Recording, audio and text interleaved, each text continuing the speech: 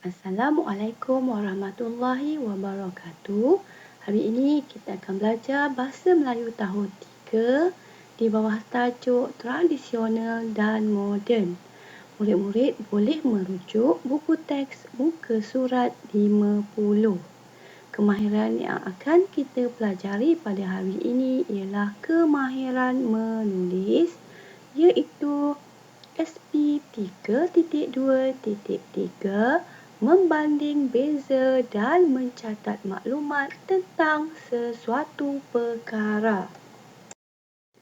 Baiklah, bagaimanakah cara untuk membanding beza dan mencatat maklumat? Jom, yang pertama, kita kena baca dan fahamkan petikan. Seterusnya, yang kedua, kita perlu kenal pasti idea utama atau isi penting yang terdapat dalam petikan. Seterusnya, mari kita baca bersama-sama tajuk tradisional dan moden. Hanif dan datuknya menaiki rakit getah. Datuk berdayung sambil bercerita tentang pengalamannya berakit. Dahulu, Datuk sering berakit dengan rakit buluh. Datuk membuat rakit dengan batang buluh. Kemudinya daripada sebatang buluh yang panjang. Pada masa itu, jaket dan topi keselamatan mahal harganya. Rakit buluh Datuk kurang selamat kerana pernah terlerai setelah ikatannya terputus. Datuk terselamat kerana Datuk mahir berenang. Cerita Datuk. Rakit getah ini lebih selamat dan kukuh, tetapi harganya mahal. Rakit getah ini juga mudah dikendalikan dengan pendayung. Ayah telah berpesan supaya memakai jaket keselamatan semasa berakit.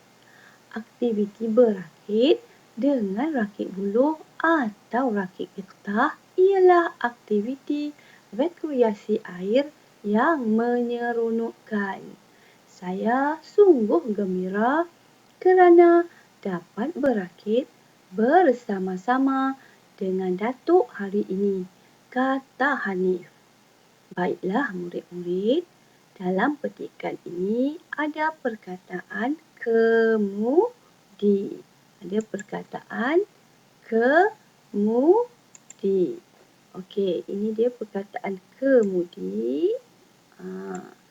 Kemudi ni, ini dia kemudi iaitu yang digunakan oleh Datuk, iaitu batang buluh yang panjang yang digunakan untuk menggerakkan rakit. Manakala bagi rakit getah, alatan yang digunakan untuk menggerakkannya ialah pendayung. Yang cikgu bulatkan ni ialah pendayung. Jadi mari kita teruskan dengan aktiviti seterusnya. Jadi aktiviti seterusnya cikgu ingin memberitahu bahawa petikan ini menceritakan tentang rakit buluh dan rakit getah. Seterusnya. Apa langkah yang seterusnya? Iaitu langkah yang ketiga, kita perlu gariskan pula ciri-ciri bagi setiap idea utama yang telah dikenal pasti. Sebagai contoh, mari kita lihat apa ciri-ciri yang perlu kita gariskan pada rakit buluh. Yang pertama, Datuk membuat rakit dengan batang buluh, kemudinya daripada sebatang buluh yang panjang. Seterusnya, rakit buluh Datuk kurang selamat. Manakala kita boleh gariskan pula ciri-ciri rakit getah, iaitu rakit getah ini lebih selamat dan kukuh tetapi mahal harganya. Okey, seterusnya rakit getah mudah dikendalikan dengan pendayung. Okey. Seterusnya, langkah yang keempat, kita perlu kenal pasti pula persamaan. Okey, persamaan yang ada bagi kedua-dua idea atau topik dalam petikan. Mari kita lihat contoh, iaitu persamaan antara rakit buluh dan rakit getah.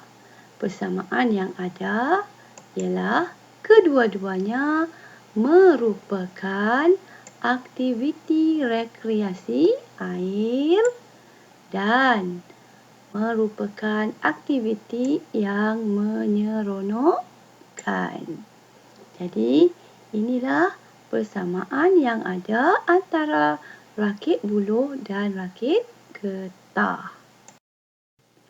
Okey, seterusnya langkah yang kelima, kita perlu catatkan maklumat yang telah kita gariskan ataupun yang telah kita peroleh ke dalam peta buih berganda.